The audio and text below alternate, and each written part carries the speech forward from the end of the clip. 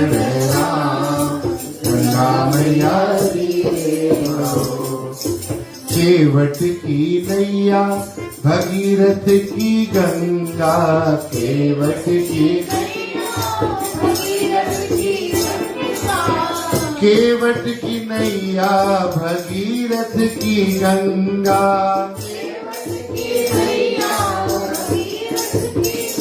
राजा दशरथ के लक्ष्मण राम, गंगा मैया धीरे बहो। राजा दशरथ लक्ष्मण राम, गंगा मैया धीरे बहो। मेरी नैया में लक्ष्मण राम, गंगा मैया धीरे बहो। मेरी नैया में लक्ष्मण राम, गंगा मैया धीरे बहो। धीरे बहो मैया धीरे बहो, धीरे बहो मैया धीरे बहो। थोड़े हौले बहो जरा धीरे बहो, जरा धीरे बहो। मेरी नैया में लक्ष्मण राम, गंगा मैया धीरे बहो।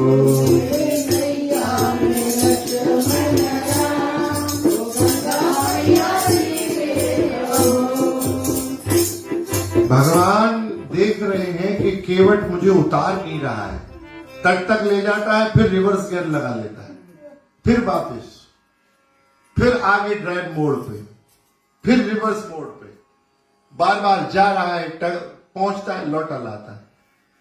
भगवान ने कहा भैया केवट हमें पार जाना है।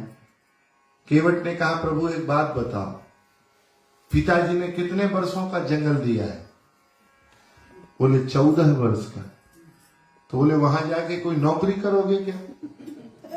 अरे यहां तुमको हम रिवर साइट सीन करा रहे हैं, बिना मुफ्त में करा रहे हैं, परेशानी क्या है? भाई ये तो है नहीं कि वहां जाके आपको कोई जॉब करना है कि आपका टाइम निकल जाएगा। 14 साल का समय 2-4 दिन नदी में बिता लो, क्रूज यात्रा कर लो, क्या दिक्कत है? भगवान फिर हंसने लगे। भगवान ने कहा भैया उतार दे। तो केवट बोला प्रभु 2-4 बार आने जाने में ही आपको दिक्कत हो गई।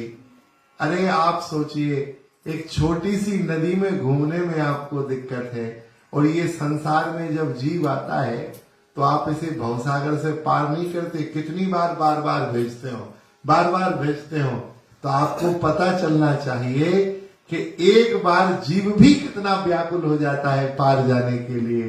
तो प्रभु जैसे आप पार जा रहे हो, हमें उतराई में यही देना कि सब जीवों को आप ऐसे ही पार लगा देना।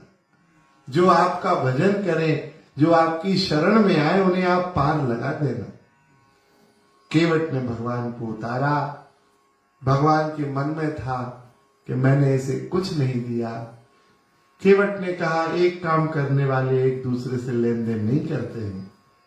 प्रभु आप भवसागर के नाविक हैं, मैं गंगा तट का नाविक हूं। आज आप मेरे तट पे आए थे तो मैंने आपको पार कर दिया। कल कभी जब मैं आपके किनारे आऊं, आपके तट आऊं, तो हे हरि आप मुझे पार कर देना, मुझे भी पार लगा देना। जानकी जी ने मुद्रिका देनी चाहिए। पिए ही की सिए जाननी हारी।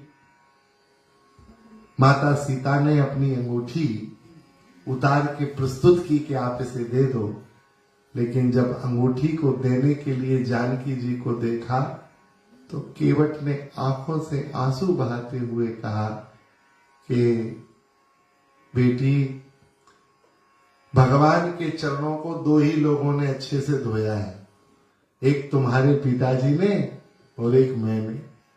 तो उन्होंने धोकर तुम्हें समर्पित किया है। मेरे पास देने को तो कुछ है नहीं, लेकिन यदि मैं, और इस नाते से मैं भी तुम्हारा पिता जैसा हो गया, तो यदि मैं तुमसे लूंगा तो मुझे बड़ा संकोच होगा। संसार का हर पिता अपनी बेटी को केवल देना चाहता है, कोई पिता नहीं होगा जो अपनी बेटी से कभी कुछ लेने की कामना करे। वो अपनी बेटी को अच्छे से अच्छा देना चाहता है। हमने देखा है लड़कों से जो होता है वो मां का प्रेम बहुत होता है और लड़कियों से पिता का प्रेम बहुत होता है। जिसके यहां बेटी होती है और बेटी का भी पिता से बहुत प्रेम होता है। जो पिता अपने पिता के मरने पे भी ना रोए, जो पिता अपने पीड़ा के समय में भी ना रोवे। बड़े बड़े कठोर हृदय के पुरुषों को हमने देखा है, जब उनकी बेटियों की विदा होती है विवाह के बाद, तो वो एक स्थान को देख लेते हैं और छुप के फपक फपक के रोते। बड़े कठोर से कठोर हृदय के पिता भी अपनी बेटी की विदा देखकर रोते, क्योंकि उनका बेटी से प्रेम होता है।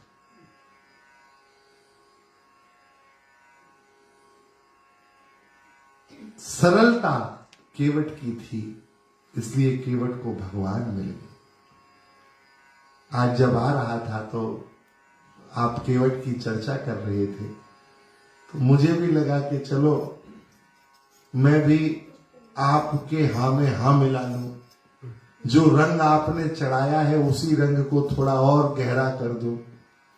तो इसलिए मैंने वही प्रसंग थोड़ा, भगवान की प्राप्ति के मूल में है सरलता, और जो सरलता चाहिए भगवान का भक्त बनने के लिए, वो सरलता आपको हनुमान जी के चरित्र से मिलेगी।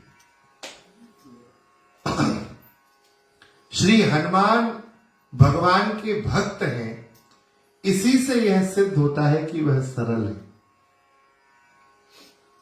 कितने सरल है, इतने सरल हैं कि रावण जैसे दुष्ट को भी वो भगवान के रूप में देखते हैं।